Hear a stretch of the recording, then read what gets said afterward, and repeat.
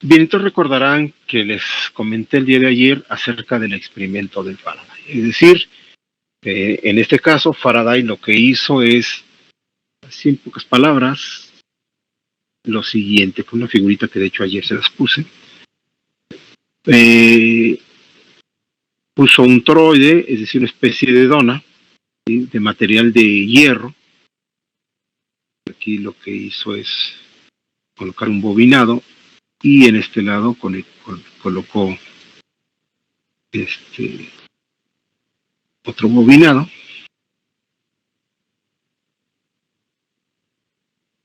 Y entonces en este lado puso un galvanómetro. Un galvanómetro no es más que una aguja indicadora. Y de este lado puso una pila. Hay que recordar que en ese momento, en el siglo XIX, todavía no se conocía o se desarrollaba lo que era la corriente alterna. Entonces, aquí vamos a ponerle posición 1, posición 2. Lo que hizo es lo siguiente.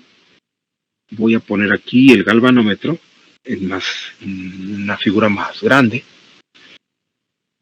donde exactamente en el centro se encontraba la flecha, esta que se muestra ahí, indicando la aguja indicadora de ese galvanómetro. Entonces, cuando en este caso Faraday cambió el interruptor de la posición 1 a la posición 2, es decir, cerró el circuito, entonces se dio cuenta que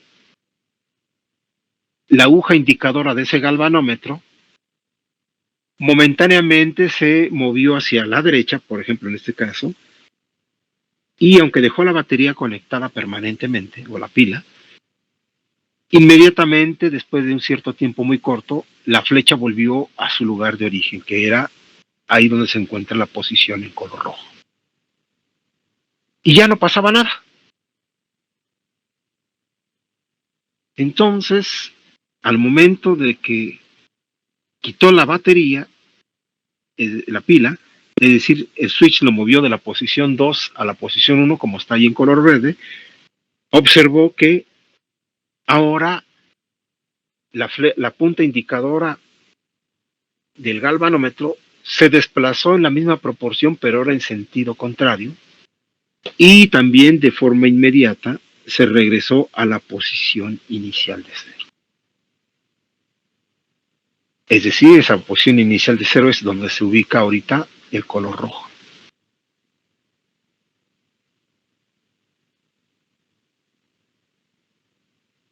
Entonces, con esto él mostró que efectivamente lo que se podía tener es, en este caso, un efecto o un fenómeno que se conoce como fuerza electromotriz. En su momento recordarán que les comenté que para él o para ellos, para los físicos de esa época, no existía el campo. Pero ahora con las palabras que nosotros utilizamos, ¿sí?, 2 siglos después podemos decir que existen algo que conocemos como campos.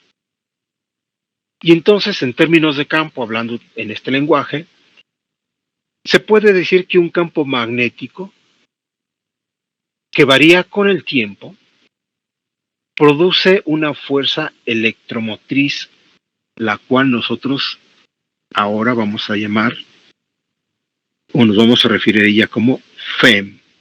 En inglés se pone con EMF. ¿Ok? Entonces es lo mismo EMF que FEM. Es una fuerza electromotriz. Entonces, un campo magnético que varía con el tiempo produce una fuerza electromotriz. Y esta fuerza electromotriz es capaz de producir una corriente en un circuito cerrado. Y bueno, una fuerza electromotriz no es otra cosa que una diferencia de potencial o un voltaje. ¿Ok? Es decir, entonces una FEM o una fuerza electromotriz no es otra cosa más que un voltaje.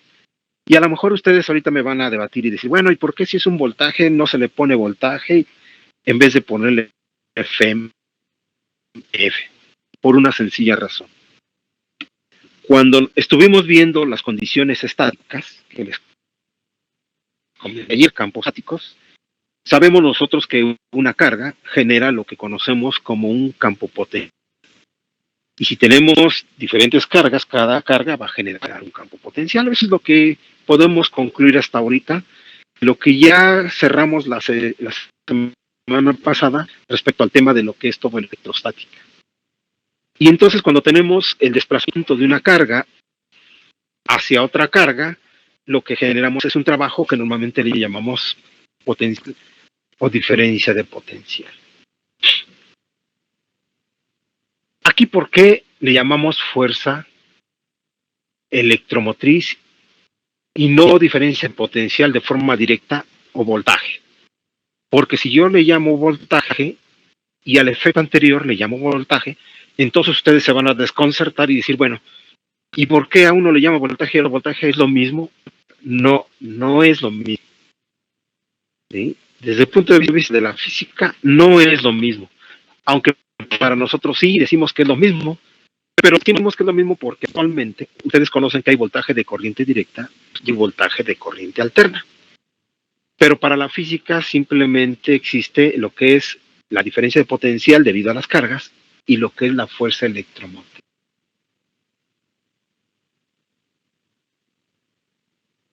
Entonces esa fuerza electromotriz, que es una diferencia de potencial o un voltaje, proviene de que los conductores se mueven en un campo magnético que puede ser estático o puede ser un campo variante en el tiempo. ¿A qué me refiero con eso?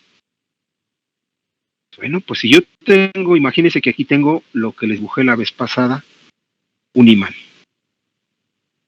Y entonces en este imán lo que voy a tener son líneas de campo magnético. Perdón, aquí se me fue chueca. Entonces, si yo tengo un conductor aquí, y ese conductor no tiene ninguna corriente, ese conductor lo acerco a la fuente, que en este caso es el campo magnético, lo retiro, lo acerco y lo retiro, y entonces estoy, en este caso, jugando con él, es decir, acercándolo y alejándolo. Entonces yo estoy generando una condición de que se tiene ahí movimiento, por consiguiente hay campos variantes con el tiempo. Ese puede ser una razón por la que yo pueda obtener una FEM, una diferencia de potencial.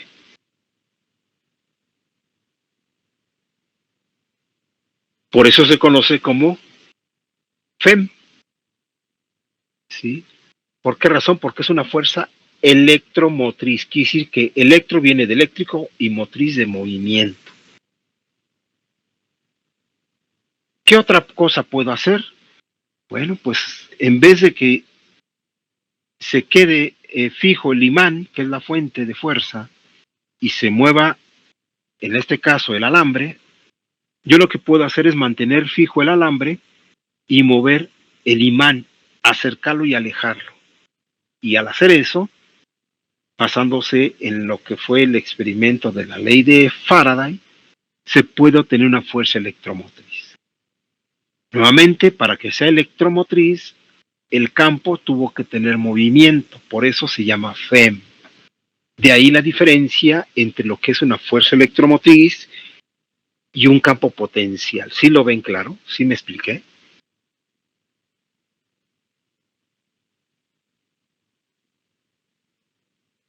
Sí, profe. Por eso, ustedes que les quede claro, esa FEM es un voltaje o una diferencia de potencial, también lo es, pero proviene de una fuerza electromotriz, no proviene de las cargas. Esto es muy importante que no se confunda, que quede bien claro. Y entonces, de ahí que Faraday estableció lo que se conoce como su ley de Faraday, y que dice lo siguiente, que la fuerza electromotriz es igual a menos los cambios que hay en el flujo magnético con respecto al tiempo. Es esa ecuación que está ahorita en la pantalla. y cuyas unidades está dada en volts, por eso es voltaje.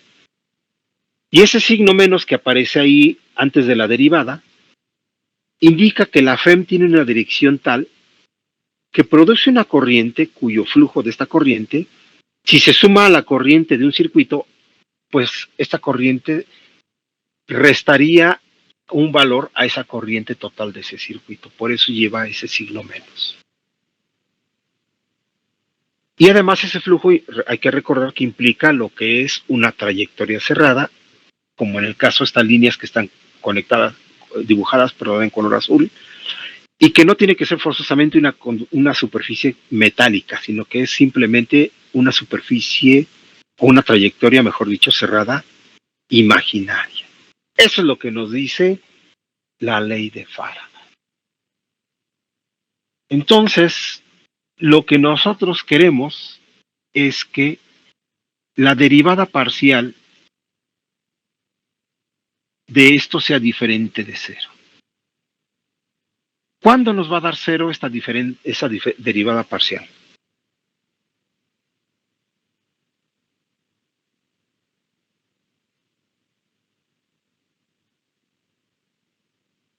Por fórmulas matemáticas, ¿cuándo nos da una derivada parcial igual con cero?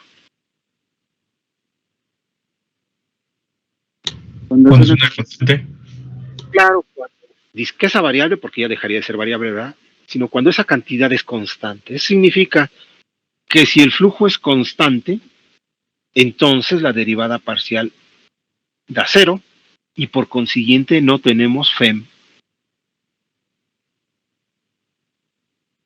¿Estamos de acuerdo?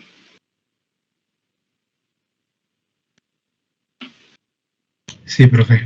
Eso significa, fíjense muy bien, si ustedes tienen un imán con su polaridad correspondiente y tienen aquí su campo magnético, si yo pongo un alambre ahí y no lo muevo, no tengo ninguna fuerza electromotriz.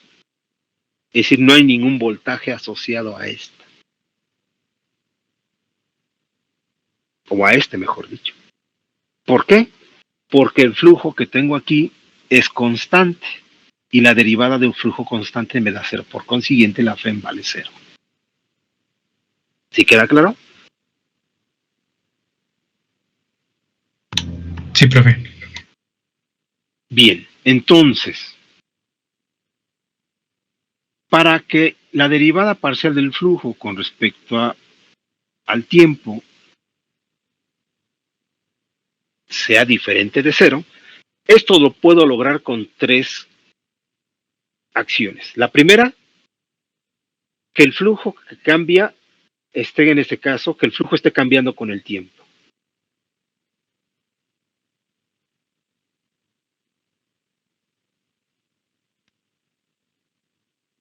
Es decir, un flujo que cambia con el tiempo circundando una trayectoria cerrada fija. Segundo, que el movimiento relativo entre el flujo estable y una trayectoria cerrada lo lleve a cabo y por consiguiente entonces no tendría, en este caso, una derivada del flujo con respecto al tiempo igual con cero. O la otra es que combine ambas.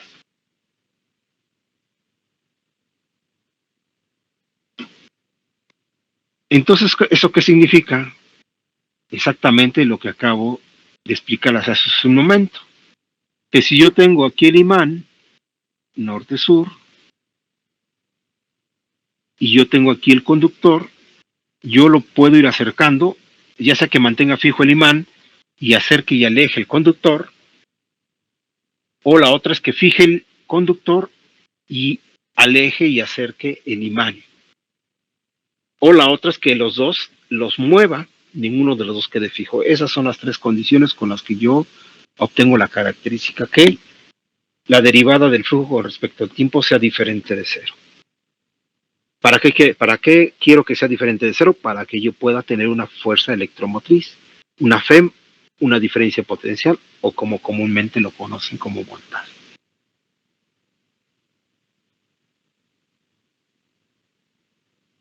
Entonces, La tensión eléctrica inducida, actúa para producir un flujo opuesto. Y a esto se le conoce como la famosa ley de Lenz. Es decir, entonces lo que nosotros hacemos es generar una tensión eléctrica inducida o un voltaje inducido, y con este flujo entonces nosotros generar, ¿sí?, un flujo opuesto. A esto se le conoce como la ley de Lenz. Bien, si entonces en vez de tener una trayectoria con un filamento cerrado, un filamento solamente, ¿a qué me refiero? Bueno, imagínense que tengo un alambre, de esos de los que utilizamos para hacer las conexiones, y en vez de tenerlo así recto, yo lo que hago es cerrarlo, y a través de ese círculo o esa superficie cerrada, yo voy a hacer pasar un flujo magnético. Para que se pueda inducir esta FEM, este flujo magnético debe ser diferente de cero, ya lo acabamos de ver. Es decir, debe estar cambiando. Pero eso implica entonces lo siguiente, que yo puedo hacer este mismo efecto si en vez de tener un solo alambre, ese alambre lo empiezo a enrollar en diferentes espiras.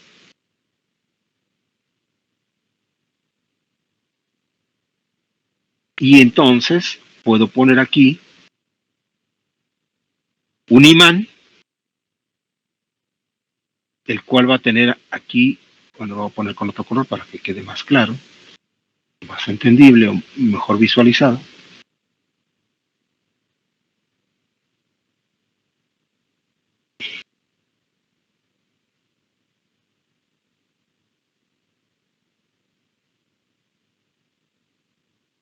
¿Ok?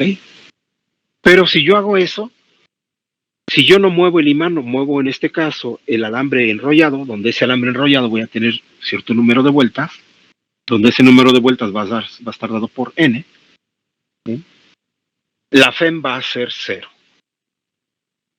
Entonces fíjese muy bien, si yo desplazo ese inductor o esa bobina hacia la izquierda y hacia la derecha, entonces voy a tener una FEM inducida o una fuerza electromotriz inducida.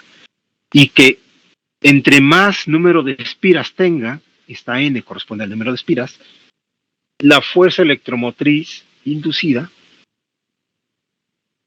va a ser mayor.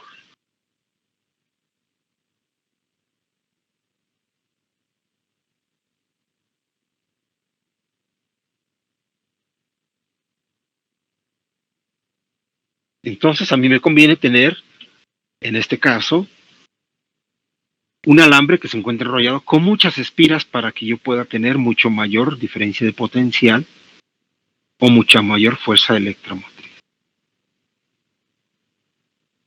Pero bueno, el yo hacer los movimientos así como los marca la flecha que puse aquí es complicado. En vez de eso, lo que yo podría hacer es lo siguiente. Tengo mi bobina, me borran aquí las flechas. ¿Y qué les parece si en vez de estar de esa manera, yo dibujo aquí o hago una perforación y empiezo a girar, por ejemplo, este imán en este sentido? Inminentemente, en donde se encuentra la bobina voy a tener un campo variante con el tiempo, ¿sí o no? Sí. Correcto, ¿verdad? Porque dependiendo del ángulo que tenga el giro, va a haber mayor o menor intensidad de campo magnético dentro de las zonas de las espiras. Entonces esto que está aquí en la figurita es el principio del generador eléctrico. Es decir, los generadores eléctricos lo que hacen es generar, valga la redundancia, una fuerza electromotriz, es decir, una diferencia de potencial o un voltaje. ¿Por qué es alterno? Porque a veces va a ser en un sentido por el polo norte y a veces en otro sentido por el polo sur.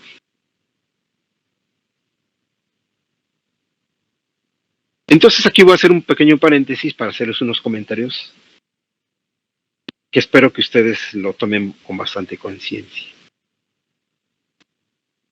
Entonces lo que nosotros que tenemos aquí es que tenemos que hacer la acción de mover la fuente, que en este campo, en este caso sería el campo magnético, estarlo moviendo para que tengamos una fuerza electromotriz fija.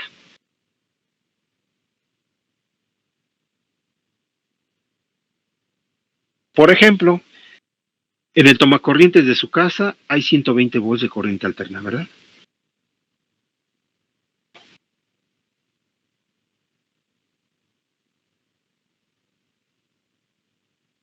Así es, profe. Entonces, para poder generar esos 120 voltios de corriente alterna, debe de existir una planta de generación de energía eléctrica, que en este caso tenga una especie de un imán, como yo lo tengo en esta figurita, y que esté girando, haciendo que se gire. Es decir, voy a poner aquí otro dibujito. Tengo una especie de motor, que en este caso es un generador. Creo que se congeló la imagen, ¿verdad?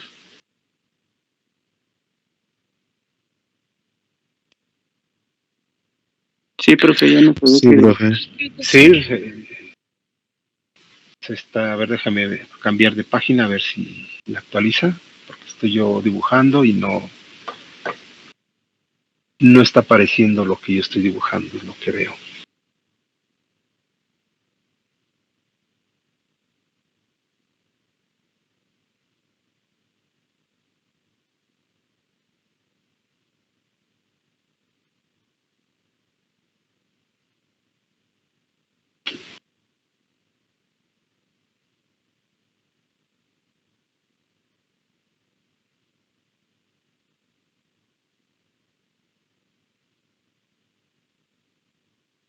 Déjeme ver que ya se quedó pasmado esto. Ok, ya se salió, ahorita vuelvo a entrar. Déjeme volver a activar mi...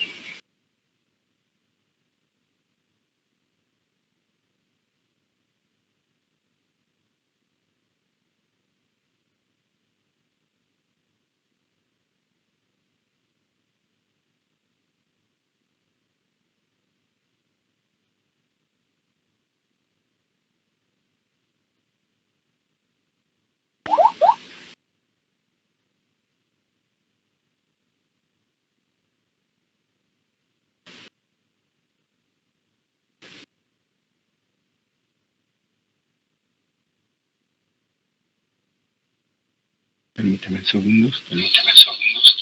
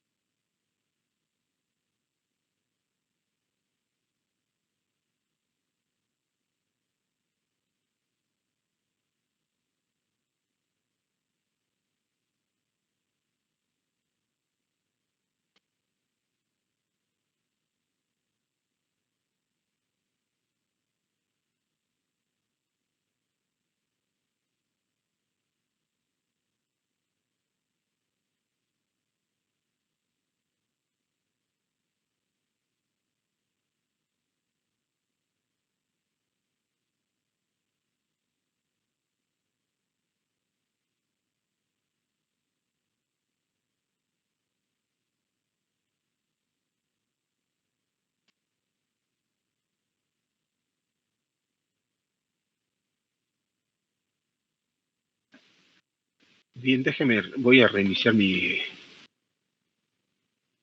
dispositivo.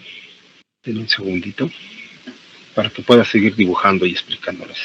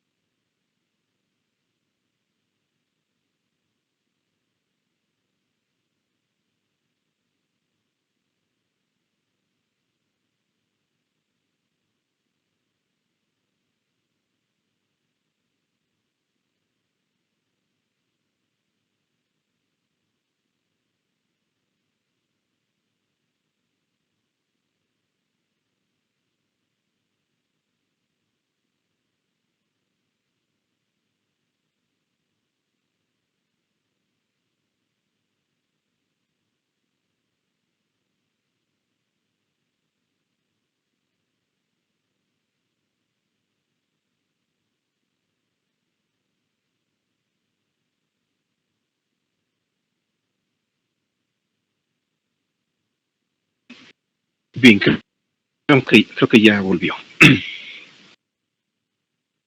Entonces comentaba, tenemos que tener una fuente magnética o que nos esté proviendo, en este caso, línea de campo magnético y un alambre fijo. Si es un alambre enrollado, pues va a, en este caso, ayudarnos a tener mucho mayor cantidad de fuerza electromotriz inducida. De ahí que la ecuación, la última que apareció en pantalla, pues nos dice que la Fm es igual a menos n por la derivada parcial del flujo con respecto al tiempo, es decir, los cambios que se den en el flujo con respecto al tiempo. Entonces, déjeme volver a la diapositiva que tenía, que es específicamente. Entonces comentaba en el contacto de su casa, ustedes tienen 120 volts de corriente alterna.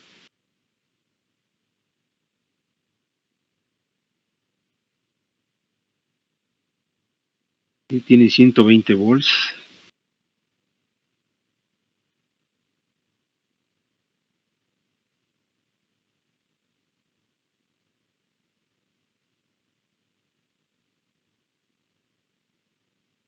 de corriente alterna. ¿Cómo le hace la compañía eléctrica, que en este caso es Comisión Federal de Electricidad, para poder proveer a todos los hogares esos 120 volts? Pues tiene lo que son generadores eléctricos, que son como un motor de la bomba de agua de la casa, que tiene una flecha, y parecido a eso, tiene aquí sus terminales de salida. Es como si fuese un motor, pero a la inversa. Y aquí lo que ponen son unas palas. Entonces se puede hacer, aquí adentro tiene un imán y tiene unos embobinados. Entonces lo que se tendría que hacer es girar esto para este mecanismo de forma mecánica, para que pueda, en este caso, obtenerse la FEM. Y para que se mantengan los 120 volts de manera constante, que son de corriente alterna, pues debería de mantenerse girando constantemente sin detenerse ese motor. O sin bajar las revoluciones, porque si baja las revoluciones, va a tener menos voltaje. Que es cuando sucede que vemos que en nuestras casas de repente tenemos baja tensión. Entonces, ¿qué mecanismos puedo utilizar para yo girar ese motor o ese generador, que así se llama? Pues lo puedo hacer de diferentes maneras. Desde el punto de vista masivo, puedo hacerlo a través de lo que es una hidroeléctrica. Yo creo que la mayoría no conoce lo que es una hidroeléctrica, pero imagínense que es una cubeta en su casa que está llena con agua, y en la parte más baja de la periferia de la cubeta le ponen una llave, un grifo. Y entonces la salida de esa llave está pegando o lleva la dirección de esas flechas que puse en esa especie de generador o motor. Y tiene que estar cayendo el agua constantemente para que el giro, la velocidad de giro de ese motor sea constante y me pueda dar una FEM constante de ese mismo valor siempre. ¿Se imaginan la cantidad de agua que tendría que estarse, en este caso, haciéndose pasar por esas paletas en una presa para poder generar energía eléctrica para diferentes zonas del país? Es bastante complejo.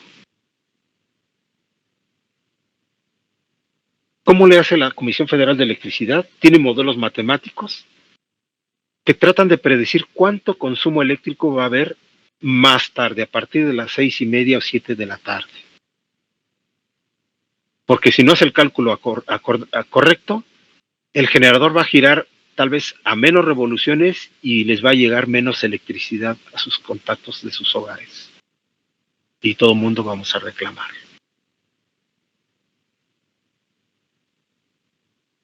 Entonces, para la compañía eléctrica que concierne a nuestro país, la CFE, es muy importante eso de que no se roben la energía eléctrica. Sabemos que hay muchas zonas en donde se roba la energía eléctrica por no querer pagar, pero en realidad ese robo de la energía eléctrica nos afecta a todos. ¿Por qué? Porque como si alguien, por ejemplo, ahí en su casa, en su calle donde viven, de repente ilegalmente un vecino o unos vecinos llegan y se conectan y no tienen medidor, la CFE no puede registrar el consumo que se requiere en esa calle. Y por consiguiente no puede meter esos datos a su modelo matemático. Y cuando lo realice y lo prepare para poder abrir las compuertas de la hidroeléctrica, lo va a hacer equivocadamente y no les va a llegar la cantidad de energía correcta porque no está considerado ese consumo de los que se están colgando ilegalmente. Entonces el robo de la energía nos afecta a todos. ¿Y qué pasa si baja? Pues se dañan nuestros aparatos, etcétera. Por eso es muy importante que todo el mundo debería tener conciencia, pero siempre hay gente viva que dice, yo no voy a pagar. ¿Por qué voy a pagar? No saben lo complejo que es todo este sistema, y desde el punto de vista de ingeniería, que es lo que ustedes están estudiando, pues es una situación bastante complicada y delicada. Por eso de repente hay apagones y uno dice, ay, es que esa compañía de energía eléctrica no sirve, es bien chafa, es esto, lo otro. Lo que pasa es que no nos damos cuenta de la magnitud del problema. Los algoritmos matemáticos, que son estadísticos, calculan más o menos el consumo por fechas y por horarios. Y en función de eso van abriendo y cerrando las compuertas. Pero, pues imagínense, para tener un depósito de agua que nos pueda dar esa energía potencial, convertirla a una energía FEM, o fuerza electromotriz, constante las 24 horas durante meses, pues imposible que se tenga una gran cantidad de agua almacenada. De ahí que por eso se requiere utilizar otras fuentes, sí, otros tipos de generadores para poder hacer girar de manera mecánica ese generador. Y por eso se utiliza a veces carbón y van a decir, ay, pero pues es que hemos leído que se quejan en las cumbres de que hay que reducir las emisiones de CO2 y que no sé qué. Pues sí, eso se quisiera hacer, pero el carbón es en este caso, la materia prima o el insumo más barato para poder generar la energía eléctrica. Es muy contaminante, desafortunadamente sí, pero es lo más barato. Querer tener generadores que funcionen a base de movimiento mecánico a través de motores de combustión interna con diésel o gasolina cuesta muchísimo dinero.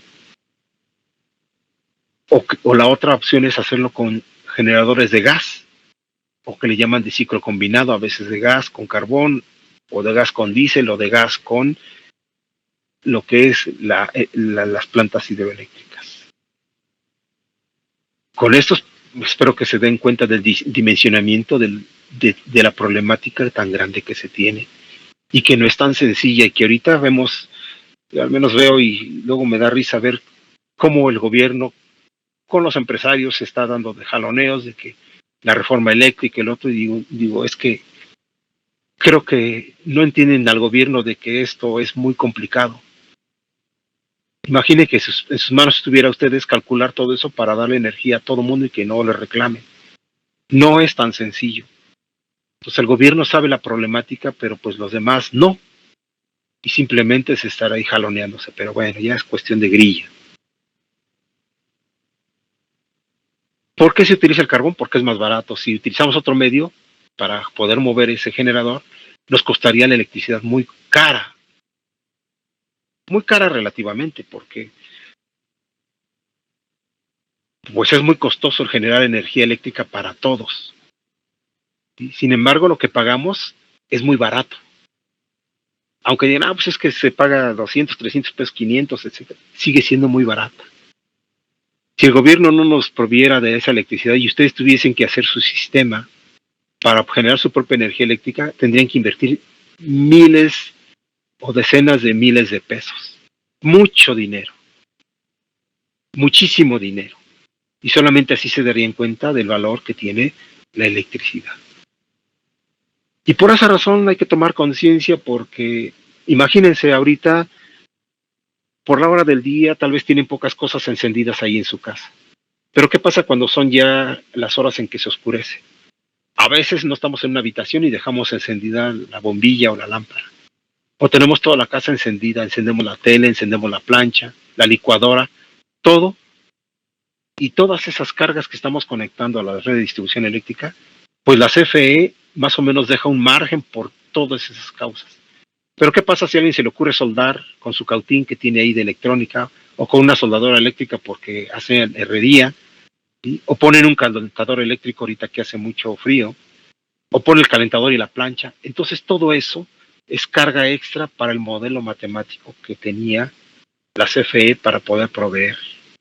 Y por eso a veces vemos que hay apagones o caídas de tensión, aunado a los que se conectan de manera ilegal, que como no pagan, pues conectan todo lo que pueden y está a su alcance, y dejan la luz encendida o el foco activado, la bombilla, todo el tiempo, con la inconsciencia social que repercute no solo en pérdidas económicas, sino meter en una situación bastante compleja a la compañía eléctrica, que en este caso pues es parte de nuestra nación. Y también han de escuchar por ahí que dicen, es que con la reforma eléctrica todos los que estaban invirtiendo en los famosos parques eólicos, que esos parques eólicos no es más que un generador, pero que ahora en vez de tener unas palas así cortitas, tienen unas palas enormes, así muy largas, de cerca de 20 metros de longitud, y los vemos en los parques eólicos. Es decir, ahora esas palas se mueven con el flujo del aire. Está muy bien y ojalá y así funcionara todo, porque entonces no tendríamos que invertir energía de otro tipo para mover mecánicamente el generador y que nos dé esos 120 voltios. Pero desafortunadamente el viento no es constante, sino que viene por ráfagas. Y las velocidades a las que viaja el viento son muy variantes. son cambiantes con el tiempo. Entonces, eso de que se puede generar energía eléctrica de manera eólica, pues sí se puede, pero no es constante. Normalmente el viento en la noche es muy bajo por, por el descenso de la temperatura. Y cuando más requerimos consumir energía eléctrica es en la noche. Y desafortunadamente la energía alterna no se puede almacenar. Entonces por eso vemos que hay un enorme jaloneo entre el gobierno y todos esos capitales privados o empresas privadas que vinieron a instalar todo este tipo de cosas. Y que nos quieren, en este caso, convencer de que no, pues es la maravilla, ya no vas a pagar la mitad de lo que estabas pagando. Si el kilowatt hora lo estabas pagando a $1, te vienen y te dicen, no, pues es que con los aerogeneradores vas a pagar 50 centavos. ¡Ay, qué barato, la mitad! Si pagaba al mes 500 pesos de consumo eléctrico, ahora voy a pagar 250. No, pues déjenlos entrar. Sí, ojalá y así fuera. Si eso fuera, el gobierno ya hubiera invertido en un montón de parques eólicos. Pero los ingenieros electricistas y nosotros que sabemos un poco de física, con lo que lo estoy mostrando, vemos que eso no es posible. A mí no me gustaría que ahorita hiciera mucho viento y si tuviera 120 voltios y al ratito, en media hora más, ya no tenga nada de voltaje. Qué frustrante. Entonces, ese es el problema que desafortunadamente en la prensa, muchas ocasiones no nos damos cuenta porque no conocemos del tema desde el punto de vista de la ingeniería. Se abordan los temas desde el punto de vista político, pero se tiene que ver en las limitaciones de la ingeniería. Y otra cosa importante, muchas veces nosotros nos gusta entrar a YouTube y por ahí vemos muchos videos mentirosos, ¿verdad? Que nos dicen que puedes tener energía eléctrica gratis en tu casa. Que simplemente pongas un imán y lo pongas a girar. Sí, pero ¿quién va a girar el imán? ¿Tú? ¿Vas a estar todo el día ahí dándole con el dedo? Sí, hasta que te canses y no debes de dejar de girarlo para que pueda generar un pequeño voltaje, un pequeño FEM, de apenas unos 5 o 12 voltios, cuando mucho. ¿Cuándo vas a llegar a los 120 voltios? Pues, quién sabe. Necesitarás un motor de coche y pues al coche necesitarías comprarle combustible. Te costaría un dineral. Entonces hay que tener mucho cuidado con ese tipo de cosas. No se dejen llevar.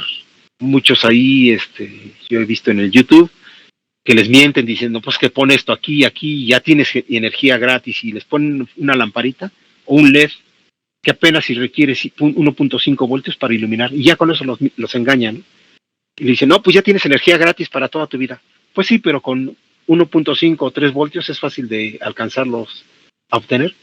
Con eso es suficiente para que funcione tu televisor, o tu PC, o tu lavadora, o tu refrigerador. No. Si fuera así de fácil, todos lo tendríamos y no habría ningún problema, ni pagáramos nada al gobierno para que mantenga la generación de energía eléctrica. Entonces hay que tener mucho cuidado desde el punto de vista de la física. Aquí nos está mostrando con la ley de Faraday que se puede hacer, pero tiene sus limitantes.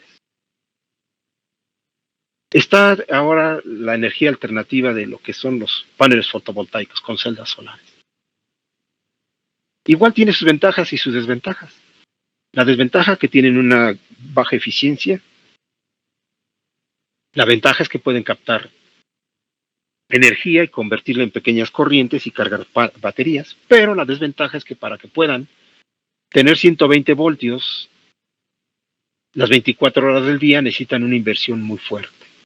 Una inversión que seguramente la amortizan entre 10 y 15 años.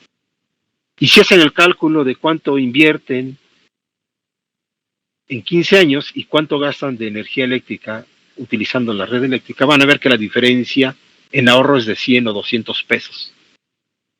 No es nada. La energía eléctrica pública es más barata que si uno la trata de hacer de forma individual. Entonces todo eso tiene su razón científica, no es cosa de grilla ni de política como lo vemos en los periódicos. Esto se los comento porque ustedes están estudiando en ingeniería y ahorita que vemos este tema, pues es el momento importante para que yo les comente todo este tipo de cosas. Porque pues el problema no es tan sencillo como a veces pensamos de que pues es fácil llegar y darle al interruptor de encendido de las cosas y ya funciona. No, detrás de todo eso hay una gran complejidad desde el punto de vista ingenieril. Y que todo está basado en lo que estamos viendo, y aquí es un buen momento para aprovechar precisamente esos comentarios de que se den cuenta de lo difícil que es llevar a cabo esto. ¿Cómo puedo generar energía gratuita? Pues pongo un generador, y qué tal que para mover esas aspas pues lo pongo una cadena de bicicleta y me monto en la bicicleta y tengo que estarle pedaleando. Pero ¿cuánto tiempo puedo yo aguantar estar pedaleándole? Pues quién sabe, ¿verdad? Entonces, bueno, también mis comentarios en este sentido para que se den cuenta que si a ustedes les interesa meterse en cosas relacionadas con generación de energía eléctrica, hay mucho que hacer, hay mucho que investigar, mucho por buscar desde el punto de vista científico, que es bastante complejo, y que ahora con eso también de lo que se viene de los vehículos autónomos y vehículos eléctricos, pues nos pintan muy sencilla también y muy fácil, y no lo es, porque un vehículo de combustión interna, como los coches normales de gasolina que encontramos, también tiene sus propios generadores, pero hoy le llaman alternadores, porque en vez de tener un imán permanente como fuente, tienen otro bobinado que le hace circular una corriente directa y gira con el motor, y entonces tienen un alternador, por eso así se llama. Y ya el vehículo de combustión interna, de gasolina o de diésel, puede generar su propia electricidad para todos sus accesorios. Para los coches híbridos que tienen motor eléctrico y motor de combustión interna, pues también tienen un generador para que cuando frenan o con el mismo movimiento del motor regeneren carga las baterías y entonces pueda circular con corriente directa tomada de la fuente de la batería cierta distancia, con una autonomía muy corta, es decir, no a distancias tan largas, apenas unos cuantos kilómetros.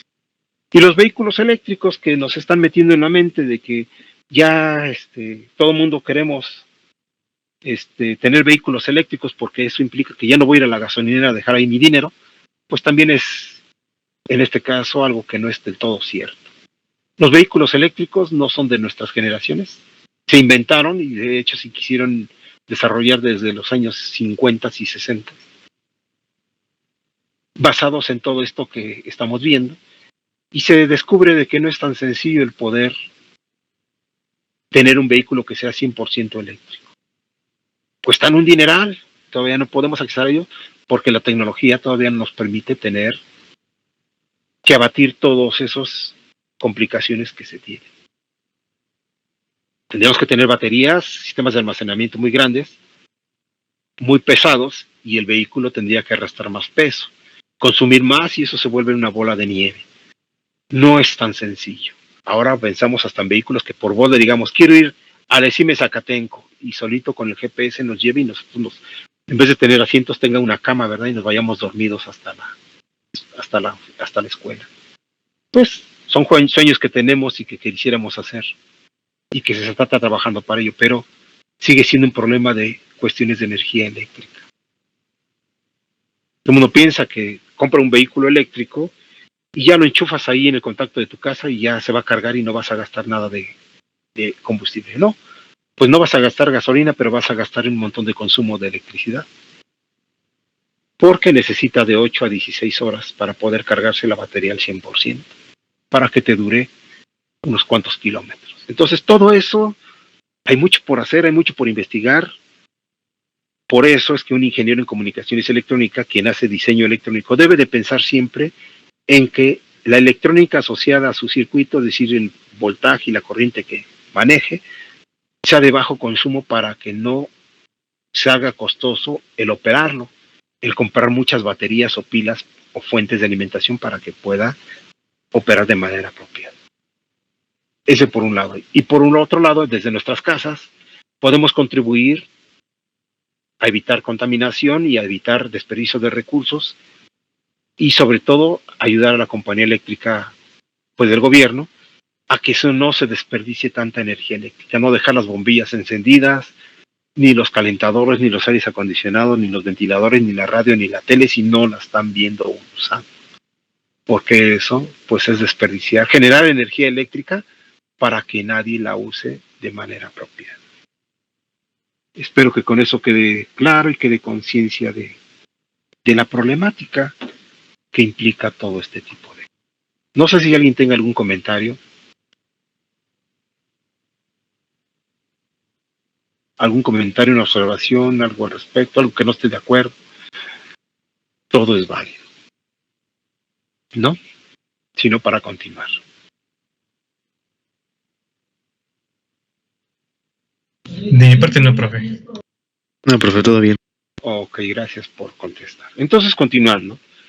De la misma ley de Faraday se vio que, o se encontró, que se puede generar una fuerza electromotriz no solamente a través de lo que son campos magnéticos, sino que también se puede obtener a través de la interpretación de esta fórmula. Que se puede encontrar la fuerza electromotriz, o lo que conocemos como diferencia de potencial o voltaje, a través de una trayectoria cerrada donde pase una intensidad de campo eléctrico. Aquí dos diferencias entonces. Aquí yo puedo tener líneas de campo magnético, H, y tener densidad de flujo magnético. Y entonces, a partir de eso, yo obtener lo que es una FEM. Pero también lo que descubrieron los físicos en esa época es que si en vez de eso yo tengo una trayectoria cerrada y tengo un integral de línea con un diferencial de longitud, y aquí en vez de pasar líneas de campo magnético pasan líneas de campo eléctrico, entonces también se puede tener asociada una fuerza eléctrica. A lo que voy, tanto el campo magnético como el campo eléctrico, variantes con el tiempo, podemos obtener fuerza electromotriz, o lo que conocemos como diferencia de voltaje, o diferencia de potencial, o voltaje. Bastante interesante, ¿no?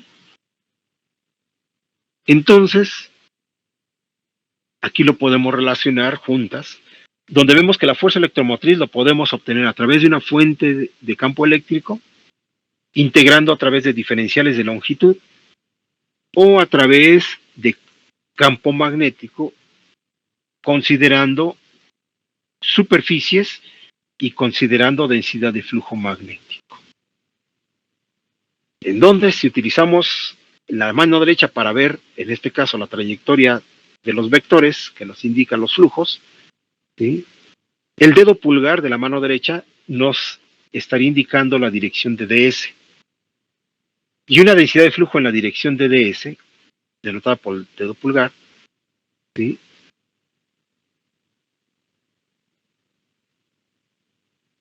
Entonces con eso podemos sacar la dirección de la corriente con los 4 dedos restantes.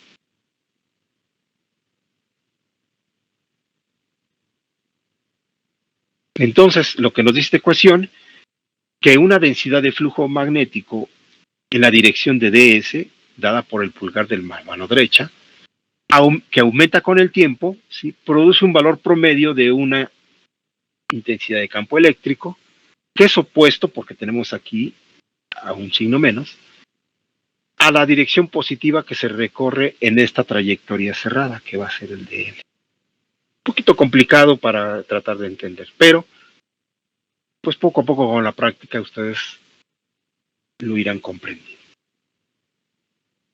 Entonces, si hacemos un poco el análisis de la trayectoria, porque vemos que aquí estamos considerando una trayectoria de un integral de línea y un diferencial de esa línea, y por otro lado una superficie, que son cosas distintas, entonces podemos ver lo que dice la siguiente diapositiva. Entonces, si consideramos primero una trayectoria estacionaria, el flujo magnético es la única cantidad que va a variar con el tiempo en el lado derecho de esta ecuación que tenemos ahorita en pantalla.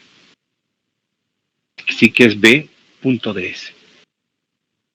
Y entonces la derivada parcial que aparece ahí se puede introducir dentro de la integral, y aplicando el teorema de Stokes, pues llegamos a esa integral que tenemos ahí, que nos dice que la integral de una superficie, ahora ya no es una superficie cerrada, sino es una simple superficie, ¿sí? De lo que es el producto punto, porque está ahí, de el rotacional con la derivada de la superficie. Y esto será igual a menos una integral de superficie de los cambios de la densidad de flujo magnético con respecto al tiempo de ese diferencial de superficie. Aquí estamos viendo varias literales y por eso les había comentado en una sesión previa que se las aprendieran muy bien. Utilizamos las siguientes literales.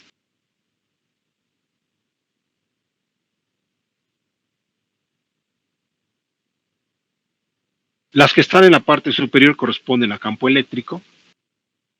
La literal E se refiere a la intensidad de campo eléctrico, la literal D se refiere a la densidad de flujo eléctrico, y las que están en la parte inferior, H se refiere a la intensidad de campo magnético, y B se refiere a la densidad de flujo eléctrico. Entonces, una vez teniendo aclarado todo eso, podemos ya leer mejor las expresiones.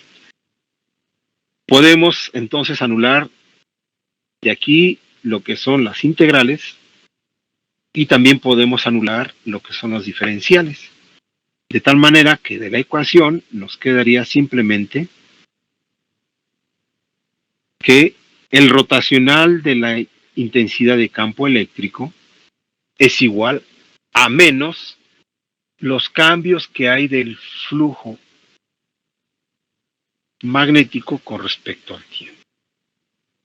Esta ecuación que estoy señalando y que ahorita voy a encerrar en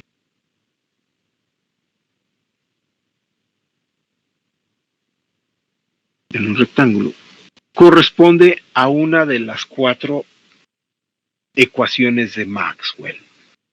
Ecuaciones que por ahí en algún momento alguien se las mencionó y que todo el mundo cuando dicen, es que hoy me toca, este semestre me toca cursar campos electromagnéticas, todo el mundo, ay, es que te tocan las famosas ecuaciones de Maxwell, ay, qué feo, está bien complicado. No, no lo es. No lo es. Obviamente cuando no las estudian o no se las explican, pues siempre uno lo ve complejo, bastante complicado, pero no lo es. ¿Qué nos dice esa primera ecuación, que es una ecuación, una de las 4, esta ecuación, perdón, no es la primera, es una de las ecuaciones de Maxwell? Si vemos del lado derecho, tenemos campo magnético, variante con el tiempo. Y del lado izquierdo tenemos campo eléctrico. Entonces, esta ecuación de Maxwell nos dice que un campo magnético variante con el tiempo produce un campo eléctrico. Entonces esta ecuación, que es una de las 4 ecuaciones de Maxwell, escrita en forma diferencial o puntual, nos da la relación que existe entre un campo magnético y un campo eléctrico.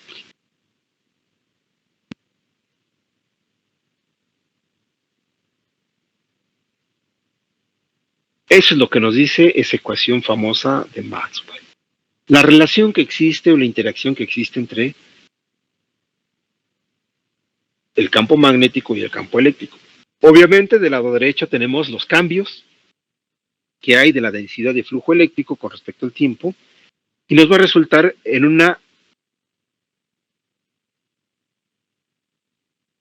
un campo eléctrico y cuyo resultado va a estar dado por el producto cruz, que en este caso nosotros llamamos como rotacional.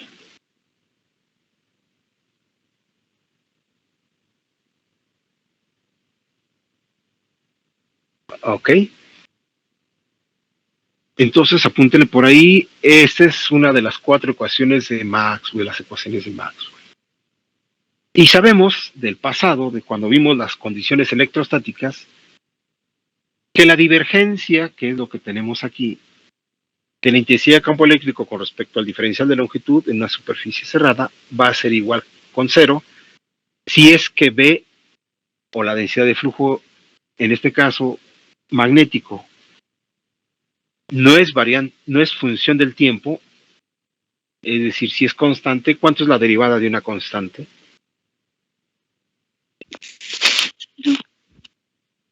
0, profe. 0. Entonces, si el campo magnético es constante, el rotacional de la intensidad de campo eléctrico vale 0. ¿Cuál es ese caso?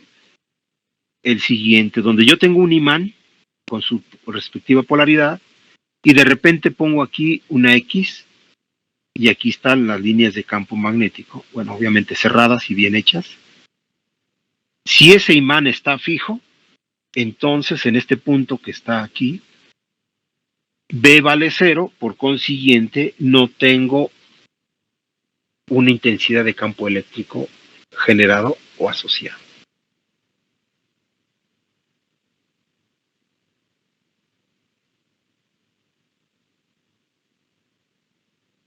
Eso es lo que establece, en este caso, la ley de Faraday, y que Maxwell se basó en ella para sacar una de sus 4 ecuaciones que son muy famosas.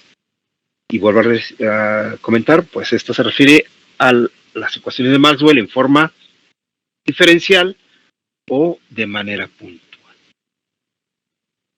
¿Alguna pregunta hasta el momento? No, profe. No, profe.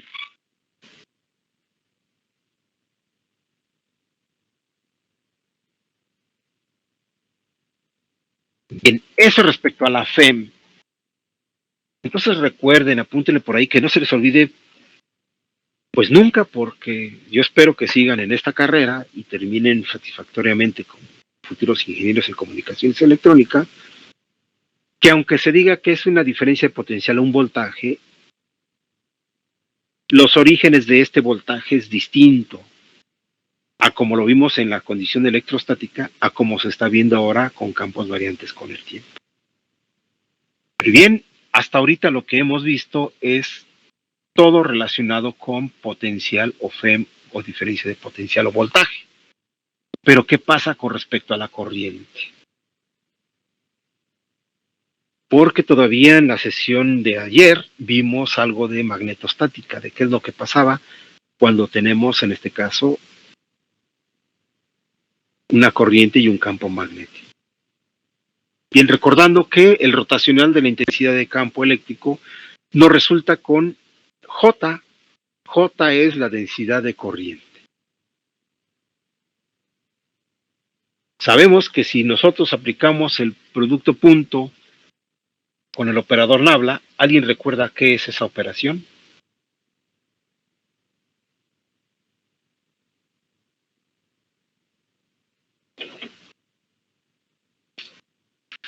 Esa operación de matemática, ¿cómo se le llama?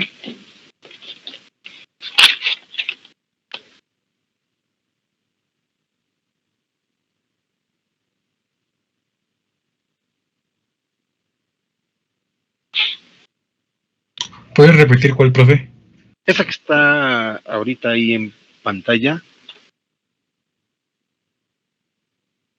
¿No es una matriz? Es esta que está aquí.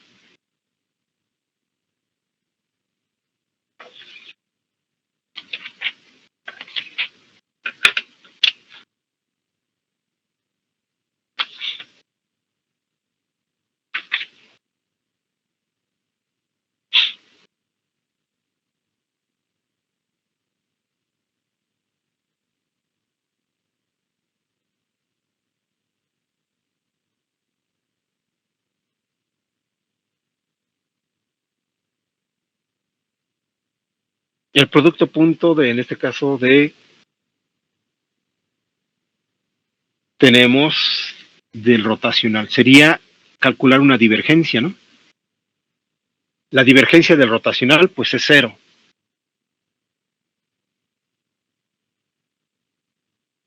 ¿Qué es eso del rotacional? ¿Alguien podría decirme, qué es eso del rotacional?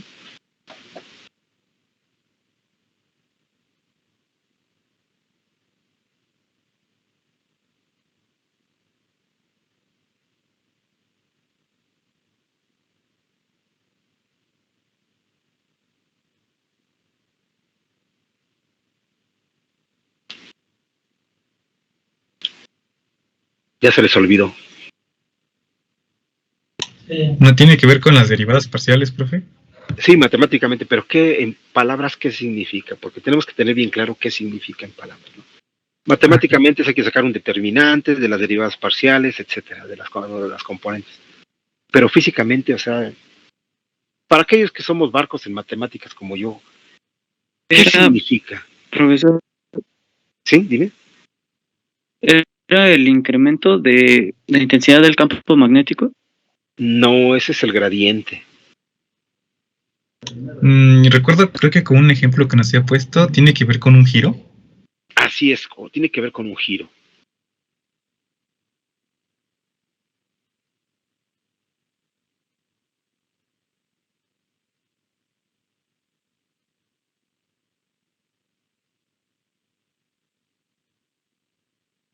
Creo que no sé si no les quedó claro, no lo recuerdan. Pero bien lo digo. Si yo tengo un punto, al aplicar en este caso el rotacional, yo con esta operación matemática que implica una determinante de derivadas parciales, yo puedo saber si hay algo que gira, que nosotros en nuestro caso es campos y ondas, si existe un campo alrededor de ese punto y nos dice en qué dirección gira. Para eso utilizamos el rotacional. En un punto específico nos dice si tenemos algo que gira, que en este caso sería un campo, y hacia dónde gira. Que no se les olvide. Esto está dado en términos de lo que es un tornillo de mano derecha. Todos creo que hemos atornillado o desatornillado algo.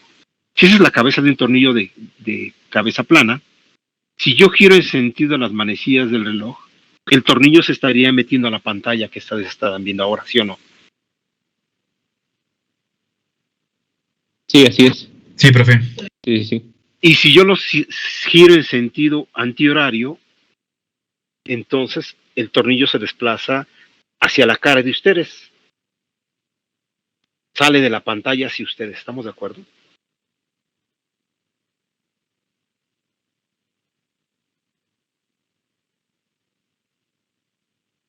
Sí, sí, sí, así es. Bien, entonces, si yo a esto le pongo coordenadas X y yo hago el rotacional de Y a X, que sería este, entonces el resultado me daría en la dirección de menos Z, ¿sí o no?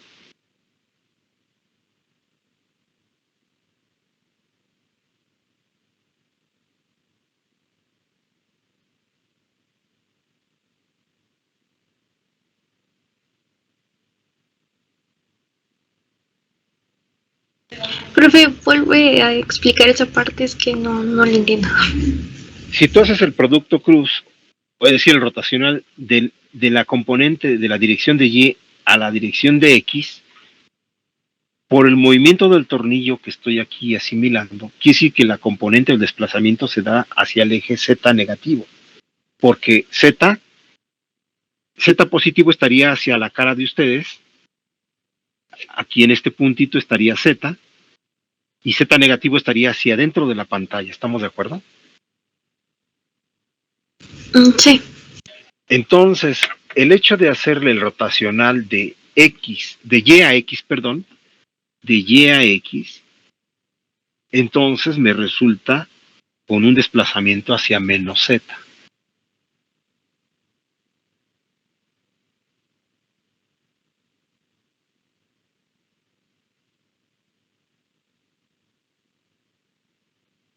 Ya, gracias, profe. ¿Sí? ¿Sí ya la entendieron? Sí. Bien, pero si ahora hago el rotacional, voy a cambiar de color, de X a Y, que es en sentido antihorario, el resultado del rotacional me va a dar en la dirección más Z.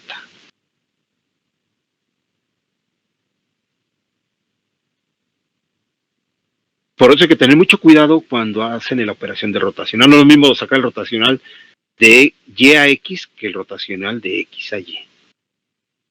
Y se pueden ayudar muy fácilmente, como ahorita se los he explicado con ese tornillito.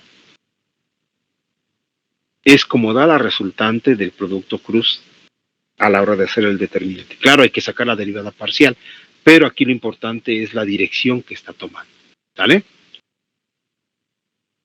Bien, entonces continuando.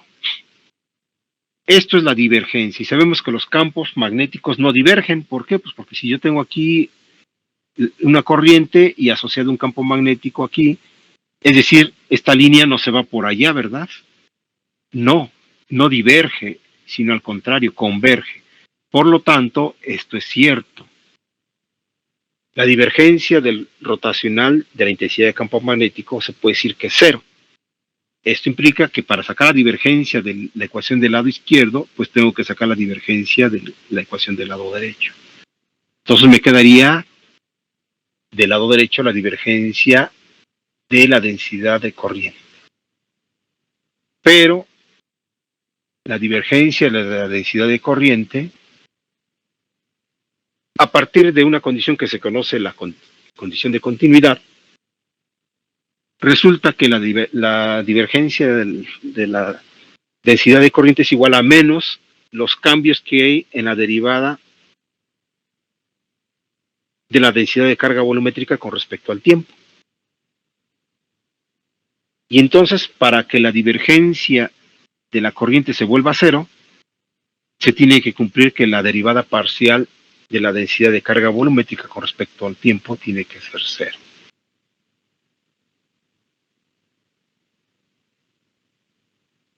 Eso es lo que se debe de cumplir.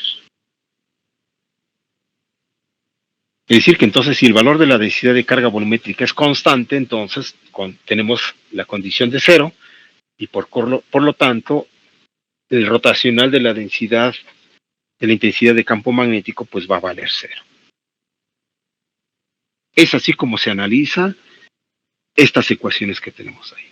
Pero bien, esto es correcto el análisis, ahorita lo que se acaba de hacer.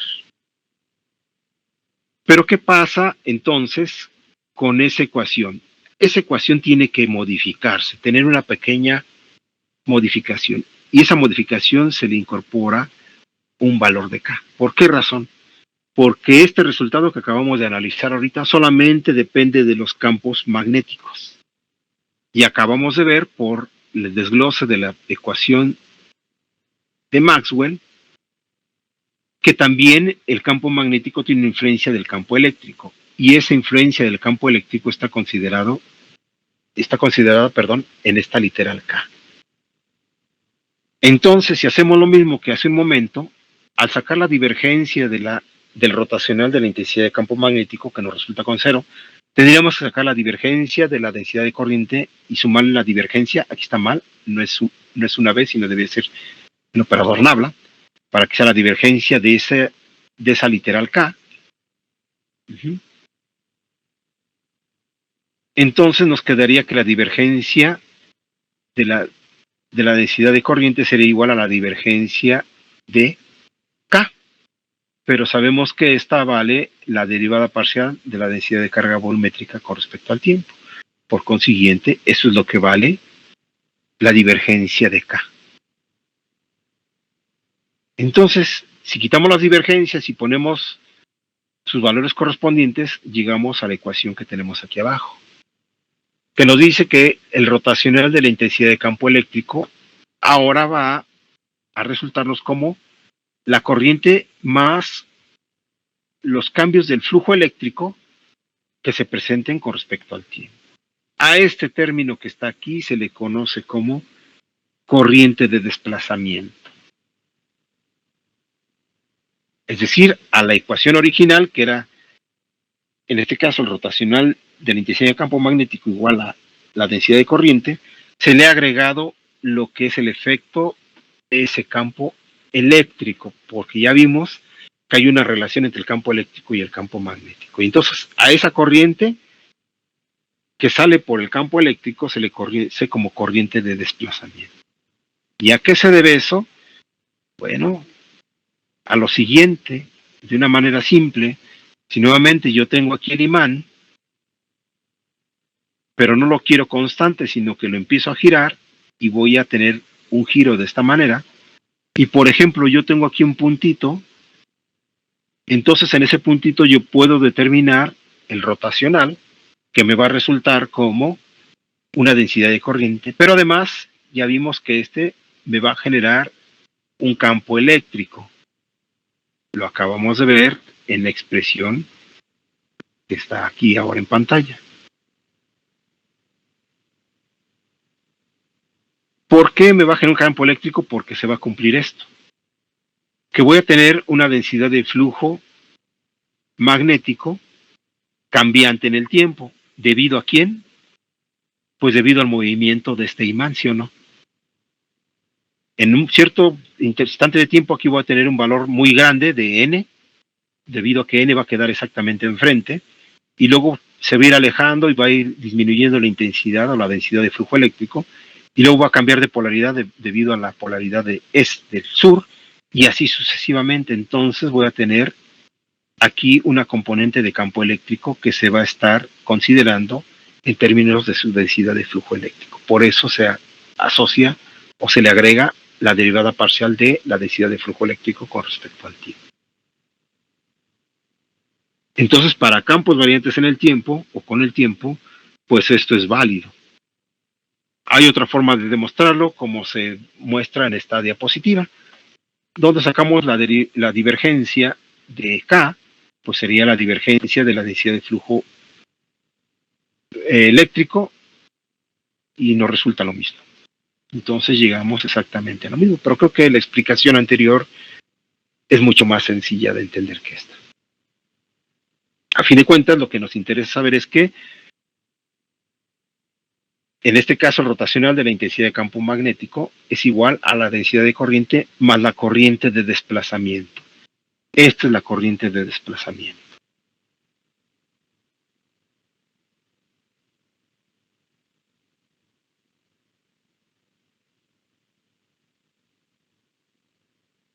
¿En qué unidades está dado esta? Esta está dada en coulomb sobre metro cuadrado. Y entonces, a esta expresión que tenemos aquí, que estoy señalando, se le conoce como la ley de Ampère,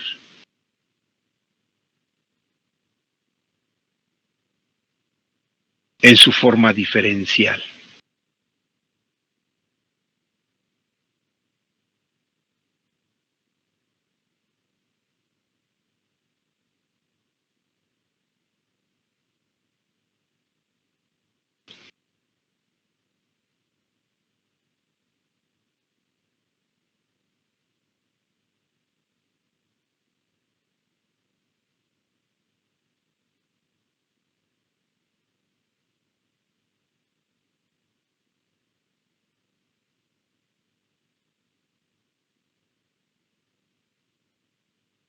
Ok, entonces, ya para concluir, K, en este caso, nos representa los cambios de la densidad de flujo eléctrico con respecto al tiempo, y se debe entonces debido al flujo eléctrico. Y para quitar la literal K, le ponemos simplemente J subíndice D para ir acorde, y entonces decimos que J subíndice D es igual a la parcial de la densidad de flujo eléctrico con respecto al tiempo. Y entonces aquí tenemos ya, bueno, esto se conoce como la corriente de desplazamiento, y entonces tenemos que, ahora sí, el rotacional de la intensidad de campo eléctrico es igual a lo que es la densidad de corriente más la corriente de desplazamiento. Entonces póngale ahí, esto es la densidad de corriente, y el otro término, J subíndice D, es la corriente de desplazamiento. Bien, ¿alguna pregunta que tengan al respecto?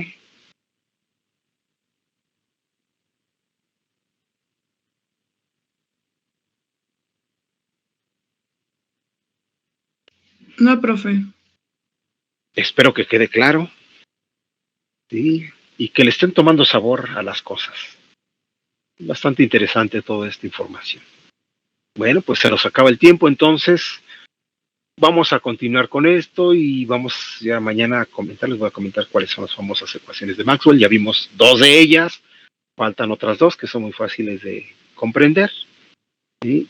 Y estúdienle, denle una buena repasada a todo esto, porque esto se aplica no solamente a cuestiones de campos y ondas electromagnéticas, sino se aplica a motores, generadores, generación de energía eléctrica, etcétera, como se los acabo de comentar, ¿ok?